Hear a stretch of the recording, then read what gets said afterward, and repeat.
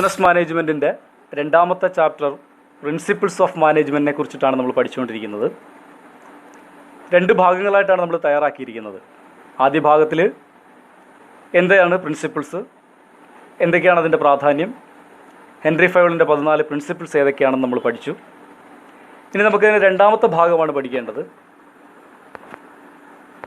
Tailors scientific management. FW Taylor, Frederick Winslow Taylor, ഇദ്ദേഹത്തെ father of scientific management എന്നാണ് അറിയപ്പെടുന്നത്. എന്തുകൊണ്ടാണ് ഇദ്ദേഹത്തെ ഫാദർ ഓഫ് സയൻറ്റിഫിക് മാനേജ്മെൻറ്റ് എന്നറിയുന്നത്? കാരണം ഇദ്ദേഹമാണ് സയൻറ്റിഫിക് മെത്തേഡ്സ് അല്ലെങ്കിൽ സയൻറ്റിഫിക് ടെക്നിക്സ് എങ്ങനെ മാനേജ്മെൻറ്റിൽ അപ്ലൈ ചെയ്തുകൊണ്ട് ഒരു ബിസിനസ് ഓർഗനൈസേഷനെ അതിൻ്റെ ശരിയായ ദിശയിൽ എത്തിക്കാൻ പറ്റും എന്ന് പറഞ്ഞു തന്നു. അപ്പോൾ സയൻസ് മാനേജ്മെൻറ്റിൽ അപ്ലൈ ചെയ്തുകൊണ്ട് ബിസിനസ് ഓർഗനൈസേഷനെ അതിൻ്റെ ശരിയായ ദിശയിലേക്ക് എത്തിക്കാൻ പറ്റുമെന്ന് ഇദ്ദേഹമാണ് നമുക്ക് പറഞ്ഞു തന്നത്. അതുകൊണ്ടാണ് അദ്ദേഹത്തെ ഫാദർ ഓഫ് സയൻറ്റിഫിക് മാനേജ്മെൻറ്റ് എന്ന് പറയുന്നത്.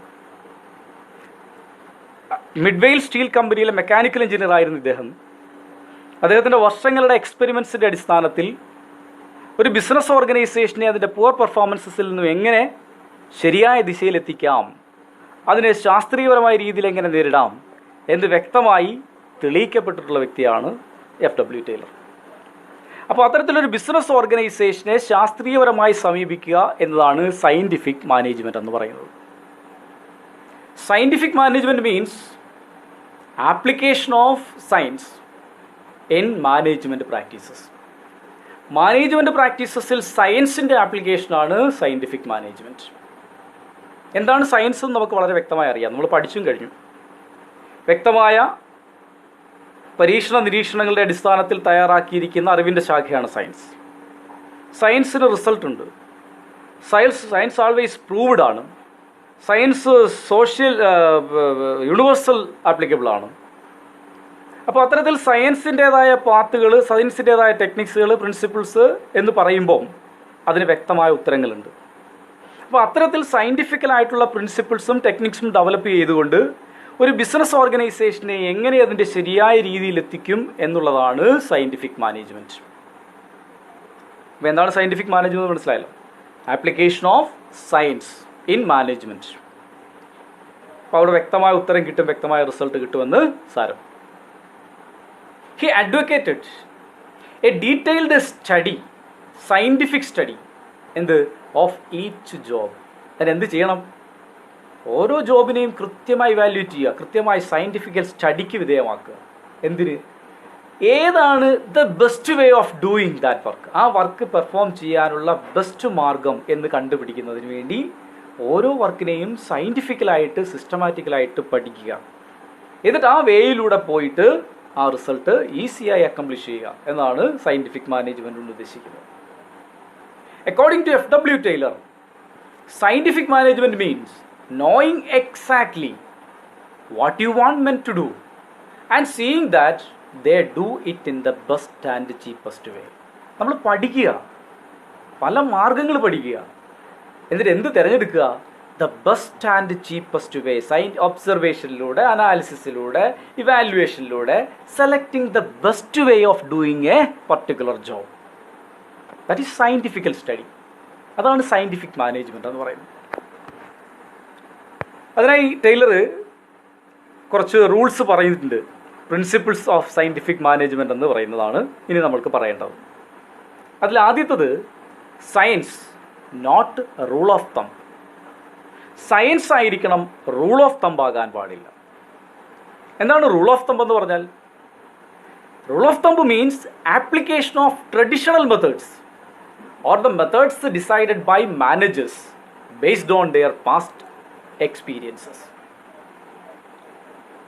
മാനേജേഴ്സ് അവരുടെ ബിസിനസ് ഓർഗനൈസേഷൻ റൺ ചെയ്യാൻ അവരുടെ പാസ്റ്റ് എക്സ്പീരിയൻസും അവരുടെ പ്രായോഗിക ബുദ്ധിയും അവരുടെ നോളജും ഉപയോഗിച്ചുകൊണ്ട് അവരുടേതായ പരിമിതികളെ ഉപയോഗപ്പെടുത്തിക്കൊണ്ട് ബിസിനസ് ഓർഗനൈസേഷനെ നടത്തിക്കൊണ്ട് പോകുന്നതിനെയാണ് റൂൾ ഓഫ് തമ്പ് എന്ന് പറയുന്നത്. ട്രഡീഷണൽ മെത്തേഡ്സ്, അവിടെ യാതൊരു പ്രൂവ്ഡ് ആയിട്ടുള്ള ടെക്നിക്സും ഇല്ല, അതെല്ലാം അവൻ്റെ എക്സ്പീരിയൻസ് മാത്രം. അപ്പോൾ എല്ലായ്പ്പോഴും ഇതിന് എത്രമാത്രം റിസൾട്ട് ഉണ്ടാകുമെന്നുള്ളത് പരിശോധിക്കേണ്ടിയിരിക്കുന്നു. അപ്പോൾ അത്തരത്തിൽ ഒരു പരീക്ഷണമല്ല നമ്മൾ നടത്തേണ്ടത്. പിന്നെ എന്തായിരിക്കണം? വ്യക്തമായ റൂട്ടുകൾ, വ്യക്തമായ പാത്തുകൾ തയ്യാറാക്കിക്കൊണ്ട് സയൻറ്റിഫിക്കലായിട്ട് ഒരു പ്രോബ്ലത്തെ ഫേസ് ചെയ്യുക. ഒരു ജോബ് പെർഫോം ചെയ്യാനുള്ള ബെസ്റ്റ് വേ നമ്മൾ കണ്ടുപിടിക്കുക. ഒരു കാലത്ത് നമ്മൾ പേടിപ്പിച്ച് ഭീഷണിപ്പെടുത്തി ഭയന്ന് ജോലി ചെയ്യിപ്പിച്ചിരുന്നുവെങ്കിൽ അതിൽ നിന്ന് മാറി ഇപ്പോൾ സെൽഫ് മോട്ടിവേറ്റഡ് ആയിട്ട്, കാരണം നമ്മളെല്ലാവരും ഓർഗനൈസേഷൻ്റെ താല്പര്യങ്ങളിലേക്ക് നമ്മുടെ താല്പര്യത്തെ മാറ്റിയെടുത്തു. അതിന് സയൻറ്റിഫിക്കൽ മെത്തേഡ്സ് ഉപയോഗിച്ചു. എങ്ങനെ ഒരു എംപ്ലോയിയെ മോട്ടിവേറ്റ് ചെയ്യാം, സെൽഫ് മോട്ടിവേറ്റ് ചെയ്യാം, അങ്ങനെയുള്ള ടെക്നിക്സ് ആയിരിക്കണം നമ്മൾ ഉപയോഗിക്കേണ്ടത്. അല്ലാതെ മുതലാളിയെ കണ്ടുകൊണ്ട് പേടിച്ച് ജോലി ചെയ്യുന്നതിന് പകരം അവന് ആവശ്യമുണ്ട് എന്ന ബോധ്യം ഉണ്ടാക്കിക്കൊണ്ട് അവനെ പ്രേരണയില്ലാതെ തന്നെ ജോലി ചെയ്യാനുള്ള അവസരം ഉണ്ടാക്കി കൊടുക്കുക. ഏറ്റവും കൂടുതൽ മാർക്ക് മേടിക്കുന്ന കുട്ടിക്ക് ഇന്ന സമ്മാനം എന്ന് പറഞ്ഞാൽ ആ സമ്മാനം നേടിയെടുക്കാനായിരിക്കണം അതിലെ എല്ലാ വിദ്യാർത്ഥികളുടെയും താല്പര്യം. അപ്പോൾ സ്വാഭാവികമായിട്ടും അവിടെ ആരും പ്രേരിപ്പിക്കേണ്ട ആവശ്യമില്ല, അവർ സ്വയം പഠിച്ചോളും. അപ്പോൾ അത്തരത്തിലുള്ള സയൻറ്റിഫിക് മെത്തേഡ്സുകളായിരിക്കണം മാനേജ്മെൻറ്റിൽ യൂസ് ചെയ്യേണ്ടത്. അല്ലാതെ ട്രഡീഷണൽ സ്റ്റൈലിൽ വടി കാണിച്ച് പേടിപ്പിച്ചുകൊണ്ട് മാത്രമല്ല പഠിപ്പിക്കേണ്ടത്. തമ്മിലുള്ള വ്യത്യാസം അതാണ്. അപ്പോൾ ട്രഡീഷണൽ മെത്തേഡ് മാറ്റി സയൻറ്റിഫിക്കൽ മെത്തേഡ്സ് അപ്ലൈ ചെയ്യുക എന്നുള്ളതാണ് ഈ ആദ്യത്തെ പോയിന്റിൽ പറയുന്നത്. രണ്ടാമത്, ഹാർമണി നോട്ട് ഡിസ്കോർഡ്. നമുക്ക് വേണ്ടുന്നത് ഒരു ഓർഗനൈസേഷനിലെ വർക്കേഴ്സിൻ്റെയും മാനേജ്മെൻറ്റിൻ്റെയും പരസ്പര സഹായം അല്ലെങ്കിൽ അവരുടെ യൂണിറ്റിയാണ് വേണ്ടുന്നത്. ഒരു ഓർഗനൈസേഷൻ്റെ നിലനിൽപ്പെന്ന് പറയുന്നത് അതിൻ്റെ എംപ്ലോയീസിൻ്റെ അല്ലെങ്കിൽ അതിൻ്റെ ഹ്യൂമൻ ബീയിങ്സിലെ അവരുടെ സഹകരണവും അവരുടെ ആത്മാർത്ഥതയും അവരുടെ യൂണിറ്റിയുമാണ്. ഓരോരുത്തരും ഓർഗനൈസേഷൻ്റെ ഭാഗമാണെന്നും അവർക്കെല്ലാം ഓർഗനൈസേഷൻ ആവശ്യമാണെന്നും ഓർഗനൈസേഷൻ നിലനിന്നാലേ തങ്ങളുടെ നിലനിൽപ്പുണ്ടാകൂ എന്നുള്ള ബോധവും ഉണ്ടെങ്കിൽ ഈ മാനേജ്മെൻറ്റും വർക്കേഴ്സും വളരെ സൗഹൃദപരമായി നിന്നെങ്കിൽ മാത്രമേ ഓർഗനൈസേഷൻ നിലനിൽക്കുന്നു എന്നുള്ള ബോധമുണ്ടെങ്കിൽ തീർച്ചയായും അത്തരത്തിലുള്ള ബോധമാണ് ആദ്യം വേണ്ടുന്നത്. The principle states that there should be a complete harmony between management and workers. This can be achieved through അതിനെന്ത് വേണം? Change in the mental attitude of ആരുടെ? Workers and management. വർക്കേഴ്സിൻ്റെയും മാനേജ്മെൻറ്റിൻ്റെയും മെൻ്റൽ ആറ്റിറ്റ്യൂഡ് മാറണം. എങ്ങനെ മെൻ്റൽ ആറ്റിറ്റ്യൂഡ് മാറണം? താൻ ഓർഗനൈസേഷൻ്റെ ഭാഗമാണെന്നും തൻ്റെ വ്യക്തിപരമായ താല്പര്യങ്ങൾക്ക് ഉപരിയായിട്ടാണ് ഓർഗനൈസേഷൻ എന്നും ഓർഗനൈസേഷൻ്റെ നിലനിൽപ്പിലൂടെ മാത്രമേ തൻ്റെ നിലനിൽപ്പുണ്ടാകൂ എന്നുള്ള ബോധവും ഉണ്ടാകുമ്പോൾ സ്വാഭാവികമായും അത്തരത്തിലുള്ള ഓർഗനൈസേഷൻ നിലനിൽപ്പിനായിരിക്കും നമ്മൾ പ്രാധാന്യം കൊടുക്കുക. അപ്പോൾ നമ്മളുടെ മെൻ്റൽ ആറ്റിറ്റ്യൂഡ് പൂർണ്ണമായും മാറണം. ഓർഗനൈസേഷനാണ് എനിക്ക് വലുത്, ഓർഗനൈസേഷൻ്റെ നിലനിൽപ്പാണ് എൻ്റെ നിലനിൽപ്പ് എന്ന ബോധത്തിലേക്ക് നമ്മളെ മാറ്റണം. അപ്പോൾ സ്വാഭാവികമായിട്ടും അതിൻ്റെ മാനേജ്മെൻറ്റും വർക്കേഴ്സും അവരൊരു യൂണിറ്റിയിൽ വർക്ക് ചെയ്യുമ്പോൾ നമ്മുടേതാണ് ഓർഗനൈസേഷൻ, എൻ്റേതാണ് ഓർഗനൈസേഷൻ എന്ന ബോധ്യത്തിലേക്ക് വരുമ്പോൾ ഓർഗനൈസേഷൻ ഓട്ടോമാറ്റിക്കായിട്ട് വളരും. 3, കോപ്പറേഷൻ നോട്ട് ഇൻഡിവിജ്വലിസം. അപ്പോൾ അവിടെ പരസ്പരം മത്സരമല്ല വേണ്ടുന്നത്, സൗഹാർദ്ദമാണ് വേണ്ടത്. മാനേജ്മെൻറ്റും വർക്കേഴ്സും തമ്മിൽ പരസ്പരം കോപ്പറേറ്റീവായിട്ട് മാത്രം പ്രവർത്തിച്ചെങ്കിലേ ഓർഗനൈസേഷൻ നിലനിൽക്കും. There should be A complete corporation between labour and management instead of individualism. Individualism അല്ല ഇവിടെ വേണ്ടുന്നത്, കോപ്പറേഷനാണ് വേണ്ടത്. കോമ്പറ്റീഷൻ, വ്യക്തിപരമായ മത്സരങ്ങളല്ല ഇവിടെ ഉണ്ടാകേണ്ടത്. പരസ്പര സഹകരണം, മാനേജ്മെൻറ്റും വർക്കേഴ്സും പരസ്പര സഹകരണം ഉറപ്പാക്കുക. അതിന് നമ്മൾ നേരത്തെ പറഞ്ഞതുപോലെ രണ്ടുപേരും changing the mental attitude of അവരുടെ മെൻ്റൽ ആറ്റിറ്റ്യൂഡ് ചേഞ്ച് ചെയ്യപ്പെടണം. അടുത്ത, development of each and every person to their greatest efficiency and prosperity. Development of each and every person to their greatest efficiency and prosperity. ഒരു business ഓർഗനൈസേഷൻ്റെ വളർച്ച എന്ന് പറയുന്നത്, business ഓർഗനൈസേഷൻ്റെ ശരിയായ പൂർത്തീകരണം എന്ന് പറയുന്നത് അതിൻ്റെ ലേബർ ഫോഴ്സിൻ്റെ ആത്മാർത്ഥതയാണ്. അപ്പോൾ കഴിവുറ്റ ലേബർ ഫോഴ്സിനെ തിരഞ്ഞെടുക്കുക എന്ന് പറയുന്നതാണ് ആദ്യ നടപടി. ഒരു എഫിഷ്യൻ്റ് ഗ്രൂപ്പ് ഓഫ് പീപ്പിൾസിനെ നമ്മൾ തിരഞ്ഞെടുക്കുക. ലേബേഴ്സിനെ തിരഞ്ഞെടുക്കുമ്പോൾ എല്ലായ്പ്പോഴും സയൻറ്റിഫിക്കലായിട്ടുള്ള മെത്തേഡ്സിലൂടെ ആയിരിക്കണം തിരഞ്ഞെടുക്കപ്പെടേണ്ടത്. നമുക്ക് വേണ്ടുന്നത് ഏറ്റവും കഴിവുറ്റ ആൾക്കാരെയാണ്. അപ്പോൾ അതിനെന്ത് വേണം? അതിൻ്റെ ഒരു അരിച്ചെടുക്കൽ പ്രക്രിയ ആവശ്യമാണ്. ഒരുപാട് പേരിൽ നിന്നും ദ ബെസ്റ്റ് വണ്ണിനെ നമുക്ക് തിരഞ്ഞെടുക്കണം. അപ്പോൾ ഇങ്ങനെ ഓർഗനൈസേഷണൽ ലേബർ ഫോഴ്സിനെ നമ്മൾ ദ ബെസ്റ്റ് വൺ തിരഞ്ഞെടുക്കുമ്പോൾ ഓർഗനൈസേഷണൽ ലേബർ ഫോഴ്സ് എല്ലാം തന്നെ വളരെ എഫിഷ്യൻ്റ് ആയിട്ടുള്ള പേഴ്സൺസ് ആയിരിക്കും. അവർക്ക് ആവശ്യമായ ട്രെയിനിങ് കൊടുത്ത് അവർക്ക് ആവശ്യമായിട്ടുള്ള ഫെസിലിറ്റീസ് ഓഫർ ചെയ്യുകയാണെങ്കിൽ തീർച്ചയായും ഓർഗനൈസേഷൻ സക്സസ്ഫുള്ളായി കൊണ്ടുപോകുന്നതിന് ഒരു പ്രയാസവും ഉണ്ടാവില്ല. അടുത്ത പോയിന്റിൽ പറഞ്ഞത് അങ്ങനെ ഉണ്ടാവണമെങ്കിൽ നമ്മൾ നേരത്തെ പറഞ്ഞതുപോലെ മെൻ്റൽ ആറ്റിറ്റ്യൂഡ് മാറണം. ഹ്യൂമൻ ബീയിങ്സ് ആണ്, ചിന്തകൾ വ്യത്യാസമുണ്ട്, താല്പര്യങ്ങൾ വ്യത്യാസമുണ്ട്, ആഗ്രഹങ്ങൾ വ്യത്യാസമുണ്ട്. അപ്പോൾ ഇവരുടെ എല്ലാം ചിന്തകളെ നമ്മൾ ഓർഗനൈസേഷൻ്റെ ചിന്തകളിലേക്ക് കൊണ്ടുവരിക. ഓർഗനൈസേഷനാണ് പ്രൈം, ഓർഗനൈസേഷൻ ഇൻട്രസ്റ്റ് ആയിരിക്കണം എൻ്റെയും ഇൻട്രസ്റ്റ്. അപ്പോൾ അതിനെന്ത് വേണം? ഓർഗനൈസേഷനിലേക്ക് നമ്മൾ മാറണം.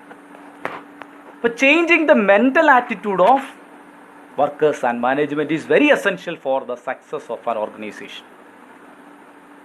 സംരംഭം നിലനിൽക്കണം. അപ്പോൾ അതിന് നമ്മളുടെ ആത്മാർത്ഥമായ സഹകരണം ഉറപ്പായേ പറ്റൂ. നമ്മളുടേതാണ് സ്ഥാപനം എന്നുള്ള ബോധ്യം മനസ്സിലുണ്ടാവണം. അത്തരത്തിലൊരു ഓർഗനൈസേഷൻ്റെ ഇൻട്രസ്റ്റിലേക്ക് അതിൻ്റെ വർക്കേഴ്സിൻ്റെ ഇൻട്രസ്റ്റ് കൊണ്ടുവരിക, അവരുടെ ആറ്റിറ്റ്യൂഡിനെ ചേഞ്ച് ചെയ്യുക എന്നാണ് മെൻ്റൽ റവല്യൂഷൻ കൊണ്ട് ഉദ്ദേശിക്കുന്നത്. ഇതിനുള്ള ഗുണം എന്തൊക്കെയാണെന്ന് ചോദിച്ചാൽ all efforts for increases of in production, creation of spirit of mutual trust and confidence, developing a scientific attitude for solving problems. അല്ലേ?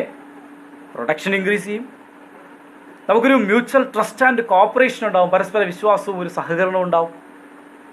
ഒരു പ്രോബ്ലം ഉണ്ടായാൽ അതിനെ എങ്ങനെ സയൻറ്റിഫിക്കലായിട്ട് നമുക്ക് സോൾവ് ചെയ്യാമെന്നുള്ളതിനെക്കുറിച്ചുള്ള തീരുമാനങ്ങൾ എടുക്കാൻ കഴിയും. കാരണം എഫിഷ്യൻ്റ് ആയിട്ടുള്ള എഫക്റ്റീവ് ആയിട്ടുള്ള പേഴ്സൺസാണ് അവിടെ വന്നിട്ടുള്ളത്. അപ്പോൾ അവരുടെ മെൻ്റൽ ആറ്റിറ്റ്യൂഡിലും മാറ്റം ഉണ്ടായാൽ, ശരിയായ തീരുമാനങ്ങളിലേക്ക് അവരെ മാറ്റാൻ കഴിഞ്ഞാൽ അതാണ് ഓർഗനൈസേഷൻ്റെ സക്സസിൻ്റെ മറ്റൊരാധാരം എന്ന് ടൈലർ പറയുന്നു. ഇനി നമുക്ക് അടുത്ത പഠിക്കേണ്ടത് ടെക്നിക്സ് ഓഫ് സയൻറ്റിഫിക് മാനേജ്മെൻ്റ് ആണ്. ഇതിനെന്തൊക്കെ ടെക്നിക്സുകൾ യൂസ് ചെയ്യാമെന്നുള്ളതിനെ കുറിച്ചിട്ടാണ്, സയൻറ്റിഫിക് മാനേജ്മെൻറ്റിലെ ടെക്നിക്സുകളെ കുറിച്ചിട്ടാണ് ഇനി പഠിക്കുന്നത്. അതിൽ ആദ്യ പോയിന്റ് ഇതാണ് പറയുന്നത്, ഫങ്ഷണൽ ഫോർമാൻഷിപ്പ്. ഇതൊരു ഓർഗനൈസേഷനിൽ സ്പെഷ്യലൈസേഷൻ വേണം എന്ന് ടൈലർ പറയുന്നു. നമ്മൾ ഹെൻറി ഫയൽ പറഞ്ഞതുപോലെ കണ്ടിന്യൂസ് ആയിട്ടൊരു വർക്കിൽ കോൺസെൻട്രേറ്റ് ചെയ്താൽ സ്പെഷ്യലൈസേഷൻ ഉണ്ടാകും. അപ്പോൾ സ്പെഷ്യലൈസ്ഡ് ആണെങ്കിൽ ഓർഗനൈസേഷൻ വളരെ എഫക്റ്റീവായിട്ട് അതിൻ്റെ റിസൾട്ടിലേക്ക് എത്തിച്ചേരും. അപ്പോൾ അത്തരത്തിൽ സ്പെഷ്യലൈസേഷൻ ഓരോ ജോബിലും വളർത്തണമെങ്കിൽ ടൈലർ പറയുന്നു, A work should be supervised by 8 supervisors. അദ്ദേഹം പറയുന്ന ഇതാണ്, ഫങ്ഷണൽ ഫോർമാൻഷിപ്പ് കൊണ്ടുവരണം. എന്താണ് ഫങ്ഷണൽ ഫോർമാൻഷിപ്പിൽ പുള്ളി ഉദ്ദേശിക്കുന്നത്? Under this system planning and execution R separated from each other. ഒരു വർക്കിൽ, ഒരു ജോബിൽ അവിടെ 2 കാറ്റഗറി ഓഫ് സൂപ്പർവൈസേഴ്സ് ഉണ്ടാവണം. ഒന്ന് പ്ലാനിങ് സെക്ഷൻ എന്നും എക്സിക്യൂഷൻ സെക്ഷൻ എന്നും അവിടെ 2ആയി തരംതിരിക്കുക. According to this, 8 supervisors are supervising the same worker on 8 different aspects of work. ഒരു വർക്കിനെ 8 സൂപ്പർവൈസർമാരാണ് സൂപ്പർവൈസ് ചെയ്യുന്നത്. അത് ഡിഫറൻറ്റ് ആസ്പെക്ട്സിൽ നിന്നുകൊണ്ടാണ് ഈ 8 സൂപ്പർവൈസർമാരും ഒരു വർക്കിനെ സൂപ്പർവൈസ് ചെയ്യുന്നത്. അപ്പോൾ ഇദ്ദേഹം പറയുന്നത് ഇങ്ങനെയാണ്, ഒരു വർക്ക് കംപ്ലീറ്റ് ചെയ്യുന്നതിന് 8 സൂപ്പർവൈസർമാരെ നമ്മൾ നിയോഗിക്കുകയാണ്. അതിൽ 4 പേർക്ക് അതിൻ്റെ പ്ലാനിങ് സെക്ഷനുമായി ബന്ധപ്പെട്ട കാര്യങ്ങളും 4 പേർക്ക് അതിൻ്റെ എക്സിക്യൂഷൻ കാര്യവുമായി ബന്ധപ്പെട്ട ചുമതലകളുമാണ്. ഇങ്ങനെ ഒരു വർക്കിനെ, ആ വർക്കിൻ്റെ എഫക്റ്റീവ് അക്കംപ്ലിഷ്മെൻറ്റിന് വേണ്ടി കുറേ ഫോർമാൻമാർ സൂപ്പർവൈസ് ചെയ്യുന്നു. അതാണ് ഫങ്ഷണൽ ഫോർമാൻഷിപ്പ് കൊണ്ട് ഉദ്ദേശിക്കുന്നത്. ഇപ്പം ഇവിടെ അദ്ദേഹം പറയുന്നത്,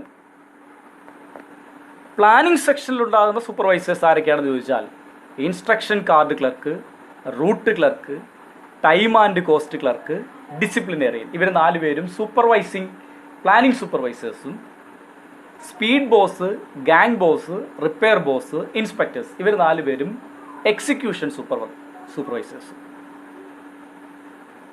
അപ്പം അതിൽ ആദ്യത്തെ ഇൻസ്ട്രക്ഷൻ കാർഡ് ക്ലർക്കിൻ്റെ ചുമതല എന്താണെന്ന് ചോദിച്ചാൽ, to lay down the exact method of doing work. ഒരു വർക്ക് ശരിയായ രീതിയിൽ ചെയ്യുന്നതിനുള്ള എക്സാക്ട് മെത്തേഡ് തീരുമാനിക്കലാണ് ഇൻസ്ട്രക്ഷൻ കാർഡ് ക്ലർക്കിൻ്റെ ചുമതല.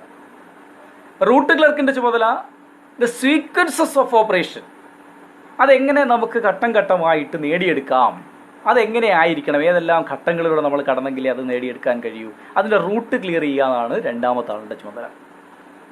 മൂന്നാമത്തത് ടൈം ആൻഡ് കോസ്റ്റ് ക്ലർക്ക്, അതായത് ഒരു ടൈം ടേബിൾ സെറ്റ് ചെയ്യുക. എന്ത്, ഓരോ ജോലിയും ചെയ്യുന്നതിന് എത്രമാത്രം സമയം വേണം, അതിലൂടെ നമുക്ക് എങ്ങനെ ചിലവ് കുറയ്ക്കാം, അങ്ങനെ വ്യക്തമായ ഒരു ടൈം ടേബിൾ സെറ്റ് ചെയ്തുകൊണ്ട് അതിൻ്റെ ചിലവ് കുറയ്ക്കാം എന്നുള്ള കാര്യത്തെക്കുറിച്ച് തീരുമാനിക്കുന്നതാണ് time and cost clerk.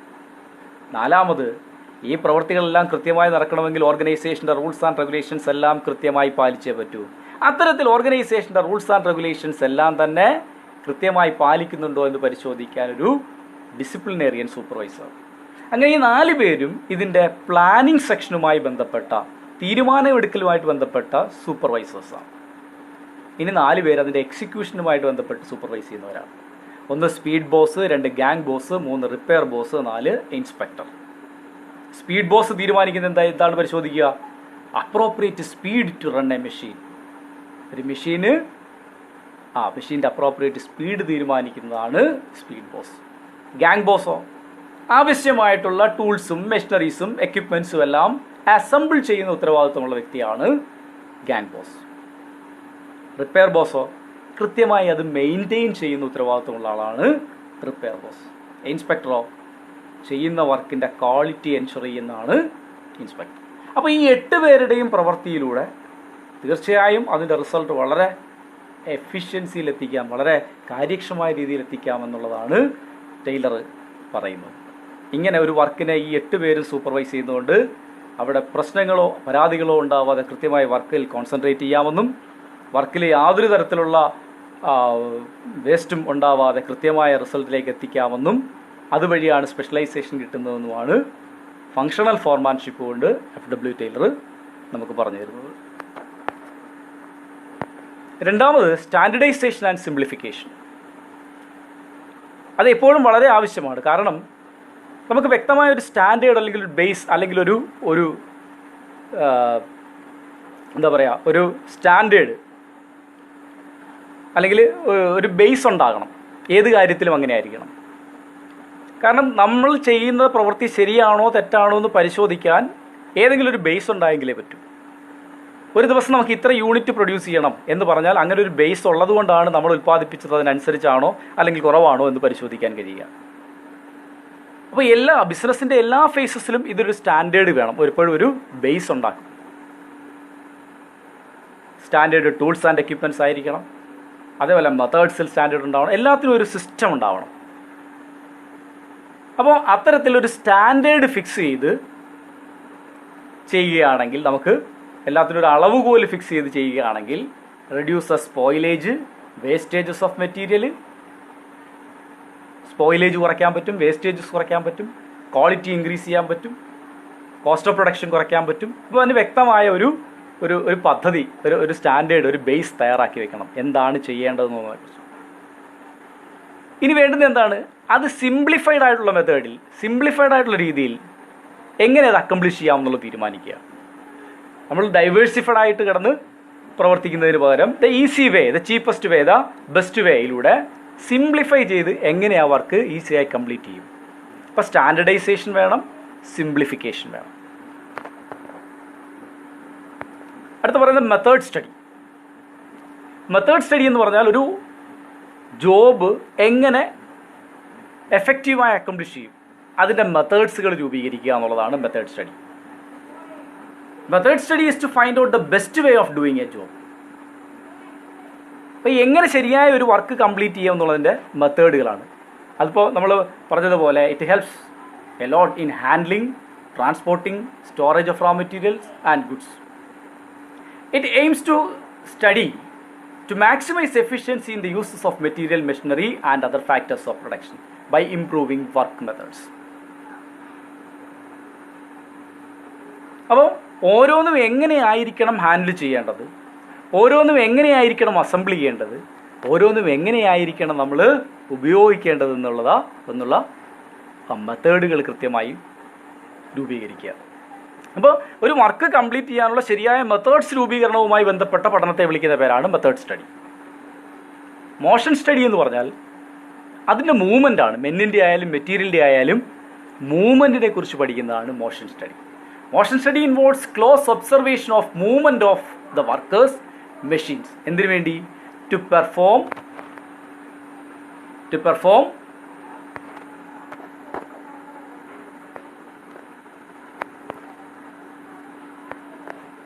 A particular job. ഒരു പർട്ടിക്കുലർ ജോബ് പെർഫോം ചെയ്യാൻ എന്ത് വർക്കേഴ്സും മെഷീൻസും എങ്ങനെ മൂവ് ചെയ്യണം, അതായത് അൺനെസസറി മൂവ്മെൻറ്റ്സ് ഒഴിവാക്കിക്കൊണ്ട് എന്ത് ബെസ്റ്റ് മെത്തേഡിലൂടെ നമുക്ക് എങ്ങനെ ഒരു വർക്ക് കംപ്ലീറ്റ് ചെയ്യാവുന്നതാണ് മൂവ്മെൻറ്റ് സ്റ്റഡിയിലൂടെ പഠിക്കുന്നത്. വെറുതെ നമ്മൾ കുറേ പ്രവർത്തിച്ചു, പക്ഷേ റിസൾട്ട് ഒന്നുമില്ല. നമ്മൾ പറയുന്നത് പോലെ ഞാൻ കുറേ പഠിക്കുന്നുണ്ട്, കുറേ വായിക്കുന്നുണ്ട്, പക്ഷേ ഫലത്തിലൊന്നും എത്തുന്നില്ല. നമുക്ക് വേണ്ടുന്നത് എന്താണ്? അനാവശ്യമായി കിടന്ന് എല്ലാം എടുത്തിട്ട് പഠിച്ചു എന്ന് പറഞ്ഞിട്ടല്ല, പഠിക്കുന്നത് വൃത്തിയായി പഠിക്കുക. അപ്പോൾ അതിനെ അൺനെസസറി ആയിട്ടുള്ള മൂവ്മെൻറ്റ്സ് മാറ്റിക്കൊണ്ട് ആവശ്യമായ മാർഗ്ഗനിർദ്ദേശങ്ങൾ തയ്യാറാക്കിക്കൊണ്ട് പഠിക്കാനിരിക്കുക. ഇതേപോലെയാണ് വർക്കിൻ്റെ കാര്യത്തിലും. ഒരുപാട് പേര് ചേർന്ന് ഒരു ജോലി ചെയ്യുന്നു, അതിനത്ര ആൾക്കാർ ആവശ്യമില്ല. അപ്പോൾ എന്തു ചെയ്യുക? കുറേ പേര് കൂടിക്കൊണ്ട് ഒരു കാര്യവും നടക്കില്ല. അപ്പോൾ അതിനാവശ്യമായ ആൾക്കാർ മതി. അപ്പോൾ അങ്ങനെ കൃത്യമായി മൂവ്മെൻറ്റ്സ് പഠിക്കുന്നതാണ് മോഷൻ സ്റ്റഡി. ടൈം സ്റ്റഡി പേരിൽ തന്നെ ഇരിപ്പുണ്ട്. കൃത്യമായ ടൈം, ഒരു വർക്ക് കംപ്ലീറ്റ് ചെയ്യാൻ എത്രമാത്രം സമയം ആവശ്യമാണ് എന്നുള്ള ടൈമിനെ കുറിച്ച് പഠിക്കലാണ് ടൈം സ്റ്റഡി. അത്രയും സമയം മതി, ആ സമയപരിധിക്കുള്ളിൽ നമുക്ക് ചെയ്യാം. ഉദാഹരണത്തിന് നമ്മൾ പരീക്ഷ എഴുതുമ്പോൾ 100 മാർക്കിൻ്റെ ക്വസ്റ്റ്യൻ എഴുതാൻ 3 മണിക്കൂർ. ആ 100 മാർക്കിൽ ഓരോ ക്വസ്റ്റ്യൻ്റെയും കണ്ടൻറ്റ് എത്രമാത്രം ഉണ്ടെന്ന് നമുക്ക് വ്യക്തമായി അറിയാം. അപ്പോൾ അത് കംപ്ലീറ്റ് ചെയ്യാൻ 3 മണിക്കൂർ മതി. അതാണ് എൻ്റെ ടൈം സ്റ്റഡി. ഇതേപോലെ ഓരോ വർക്ക് കംപ്ലീറ്റ് ചെയ്യാനും എത്രമാത്രം സമയം എടുക്കും എന്നുള്ളതിനെ കുറിച്ചുള്ള പഠനമാണ് ടൈം സ്റ്റഡി. അടുത്ത ഫാറ്റിഗ് സ്റ്റഡി. ഫാറ്റിഗിനെ കുറിച്ച് പഠിക്കുക. എന്ത് fatigue?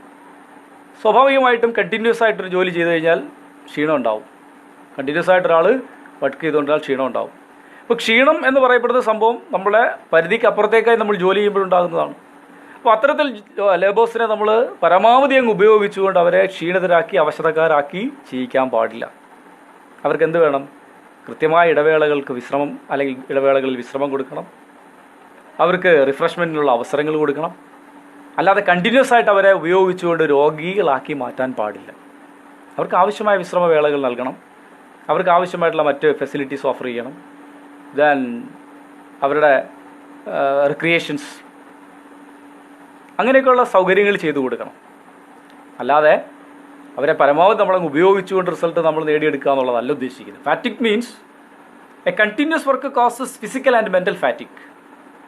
ഫാറ്റിക് study tries to identify the amount and frequency of rest required in completing a work.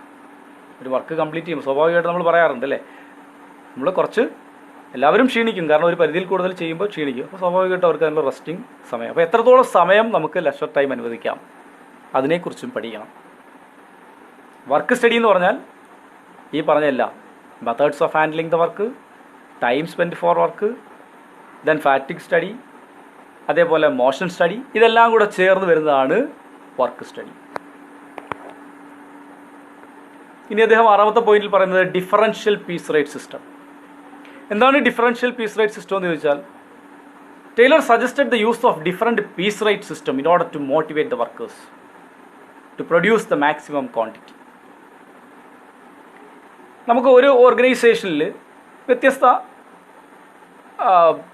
കഴിവുള്ളവരുണ്ടാകാം.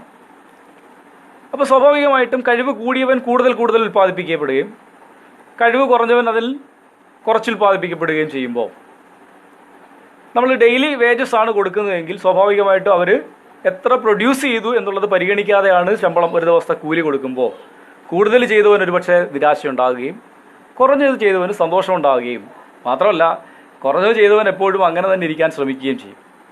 കൂടുതൽ ചെയ്യുന്നവനോ നിരാശയും ഉണ്ടാകും. അപ്പോൾ അങ്ങനെ കൂടുതൽ ചെയ്യുന്നവന് നിരാശയിൽ നിന്നും അവനെ താല്പര്യത്തിലേക്ക് വരുത്തുന്നതിന് വേണ്ടിയും കുറഞ്ഞത് ചെയ്യുന്നവനെ താല്പര്യമുണ്ടാക്കി കൂടുതലേക്ക് എത്തിക്കുന്നതിന് വേണ്ടിയും ടൈലർ സജസ്റ്റ് ചെയ്ത സംഭവമാണ് പീസ് റേറ്റ് സിസ്റ്റം അഡോപ്റ്റ് ചെയ്യുക. പീസ് റേറ്റ് സിസ്റ്റം എന്ന് പറഞ്ഞാൽ ഉൽപ്പാദിപ്പിക്കപ്പെടുന്ന ഉൽപ്പന്നത്തിൻ്റെ അളവിനനുസരിച്ച് അവന് റേറ്റ് കൊടുക്കുക. അപ്പോൾ സ്വാഭാവികമായിട്ടും കുറഞ്ഞത് ചെയ്യുന്നവനെ സംബന്ധിച്ചിടത്തോളം അവൻ കൂടുതൽ ചെയ്യാൻ ശ്രമിക്കും, അവനെ മോട്ടിവേറ്റ് ചെയ്യാൻ ശ്രമിക്കും. ഇതെല്ലായ്പ്പോഴും പറ്റില്ല, കാരണം പീസ് റേറ്റ് സിസ്റ്റം നമുക്ക് എല്ലായ്പ്പോഴും എല്ലാവരും അഡോപ്റ്റ് ചെയ്യാൻ കഴിയില്ല. അദ്ദേഹം ഇത് പ്രൊഡക്ഷനുമായി ബന്ധപ്പെട്ടാണ് സംസാരിക്കുന്നത്. ഓഫീസ് വർക്ക് ചെയ്തവർക്ക് പീസ് റേറ്റ് കൊടുക്കാൻ പറ്റുമോ? ഇല്ല. അപ്പോൾ അതുകൊണ്ട് പ്രൊഡക്ഷനുമായി ബന്ധപ്പെട്ടാണ് അദ്ദേഹം പറയുന്നത് ഡിഫറൻഷ്യൽ പീസ് റേറ്റ് സിസ്റ്റം കൊണ്ടുവരിക, ചെയ്യുന്ന ജോലിക്ക് അനുപാതികമായിട്ട് അവർക്ക് ശമ്പളം കൊടുക്കുക. അപ്പോൾ സ്വാഭാവികമായും മറ്റുള്ളവരെ പ്രൊമോട്ട് ചെയ്യാൻ പറ്റും എന്നുള്ളതാണ് ഡിഫറൻഷ്യൽ പീസ് റേറ്റ് സിസ്റ്റം കൊണ്ട് ഉദ്ദേശിക്കുന്നത്. അപ്പം ഇത്രയും പോയിന്റുകളാണ് നമ്മൾ സയൻറ്റിഫിക് മാനേജ്മെൻറ്റിൽ പഠിക്കുന്നത്. ഇതിൽ വിശദമായ ക്ലാസ് നമുക്ക് നേരിട്ട് പഠിക്കാം. ഈ വീഡിയോ റെക്കോർഡിങ്ങുകളിലൂടെയൊക്കെ ആകുമ്പോൾ ഒരുപാട് പരിമിതികളുണ്ട്. നമ്മൾ ചെയ്തുകൊണ്ടിരിക്കുമ്പോൾ തന്നെ കുറേ തെറ്റുകൾ വരാം, അതേപോലെ ടെക്നിക്കൽ പ്രോബ്ലംസ് വരാം. അപ്പോൾ അതുകൊണ്ട് ഒരുപാട് വിശദമായി സംസാരിക്കാൻ പറ്റുന്നില്ല. എങ്കിലും കണ്ടൻറ്റ് മനസ്സിലാകത്തക്ക രീതിയിൽ നിങ്ങൾക്ക് കാര്യങ്ങൾ പറഞ്ഞു തരുന്നുണ്ടെന്ന് വിശ്വാസമുണ്ട്. ഇതിൽ കൂടുതൽ നമുക്ക് വിശദമായിട്ട് ക്ലാസ്സുകളിൽ പഠിക്കാം. നിങ്ങളുടെ സംശയങ്ങൾ അറിയിക്കുക. കൃത്യമായ വ്യക്തമായ പഠനം ആവശ്യമാണ്, സമയം കളയാനില്ല. അതുകൊണ്ട് ആത്മാർത്ഥമായ രീതിയിൽ പഠിക്കുക, നിങ്ങളുടെ സംശയങ്ങൾ അറിയിക്കുക. ഏതെങ്കിലും ഭാഗം മനസ്സിലായില്ലെങ്കിൽ ചോദിക്കുക, നമുക്ക് ഒന്നുകൂടെ അത് റിപ്പീറ്റ് ചെയ്യാം. Okay, thank you.